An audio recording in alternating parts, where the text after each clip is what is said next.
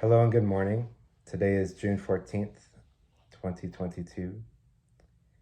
So last night I had done a video on Ephesians 2:10 and why I like that verse in particular in relation to my woodworking uh, hobby. And I go into the reasons why I like this verse and about how it says we are his workmanship, right? Like God as a creator slowly, flaws and all, makes us into something amazing as we do, the good works that he prepared for us to do beforehand. And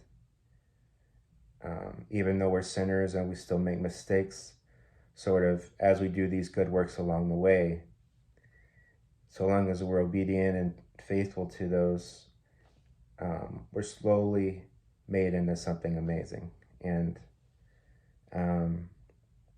it really, as a wood builder myself, I like the idea of kind of just, because how I make things is I kind of imagine what it is I want to make. Like my wife will have a picture of something and says, "Oh, I really like this. Can you make this for me?" or something like this.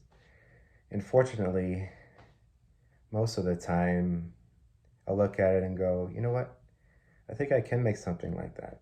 And so at least I'll have an image of what I want to do, and then I'll kind of plan in my head, you know, how to make it. And, there's mistakes along the way, but eventually it turns out to something pretty cool. And it's like, wow, you know, from just a picture, it turns into something real. And so this idea of creating something, that's what God does with us. Like, I'm thinking of 2 Corinthians 5:17, which says, "This means that anyone who belongs to Christ has become a new person.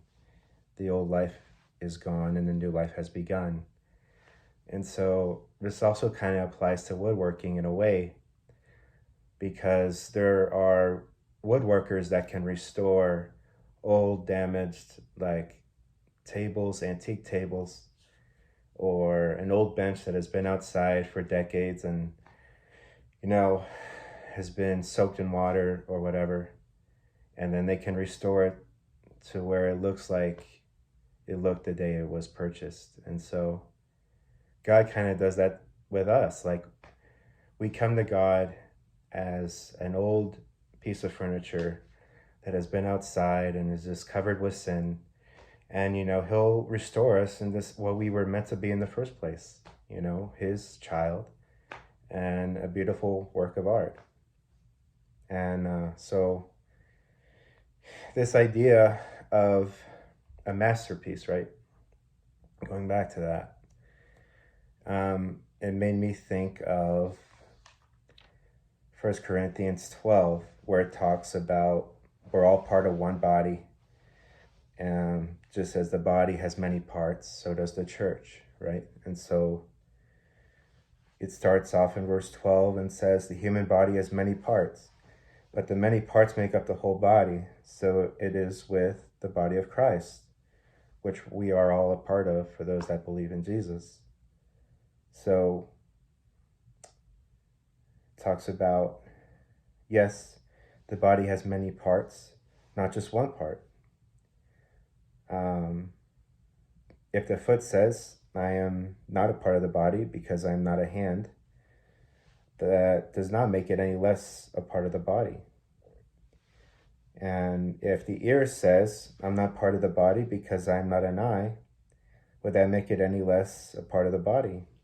If the whole body were an eye, how would you hear? Or if your whole body was an ear, how would you smell anything? It goes on, but our bodies have many parts, and God has put each part just where he wants it. And it would be strange if the body would be, if the body was missing a part, right? He goes on, In fact, some parts of the body that seem weakest and least important are actually the most necessary. And this makes me think of something that happened to me when I was in college.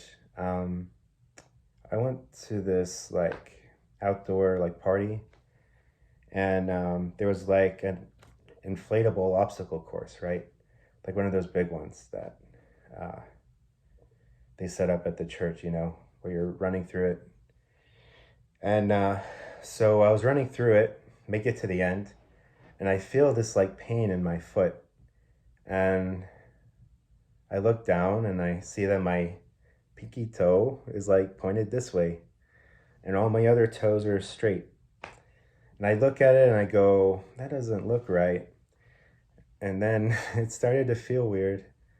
And then my friend that was with me took me to the hospital, and the doctor, put the pinky back straight somewhat. But at the time, you're like, man, you really, even though that pinky toe is so small, once it was broken, and out of place, it really impacted the way I walked, right? And so something as insignificant as a pinky toe, you don't realize how essential it is until it's broken, you know? And so that's kind of how I view this with, you might feel insignificant, right? Like you might feel like, you know what, I really don't have a part to play as a part of the body here. But that's really not true. Like if you weren't a part of it, it wouldn't function right. And so, and ending with verse 27, all of you together are Christ's body, and each of you is a part of it.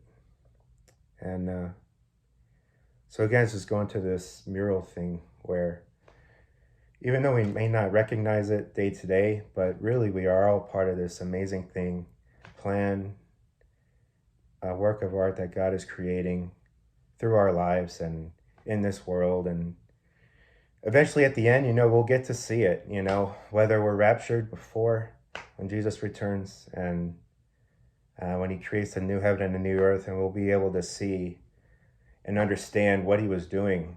And then it would all make sense. And it's just like, wow. So yeah, God is pretty amazing. And so thanks for listening again. And hopefully I'll do some more of these in the future.